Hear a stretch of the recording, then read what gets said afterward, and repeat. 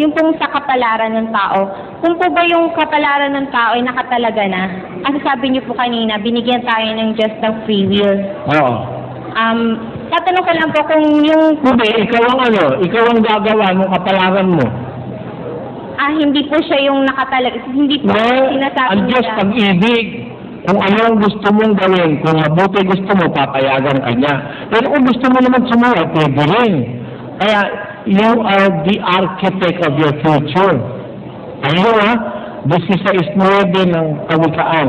Ang puso ng tao ay kumakatha ng kanyang lakad. Ngunit ang Panginoon ang nagtutuwid ng kanyang mga hakbang. Ang puso ng tao ang kumakatha ng kanyang lakad. The heart of a man plans his ways, but it is the Lord that directs his path. Who are given the freedom to plan your ways. Kaya huwag mo sabihin na ang kapalaran mo dependent sa Diyos. No. Ikaw din ang may Pag nakita ng Diyos na ikaw ay nakahandang sumunod sa Kanya, then and then, He will direct your path. Doon siya makikialam. Pag ang desisyon mo sa buhay, sumunod sa Diyos, tutulungan ka niya.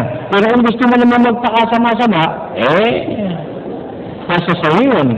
Kasi ganun ang paraan ganun ang tawag doon, free choice or free will na bigay ng Diyos sa tao. Maraming salamat.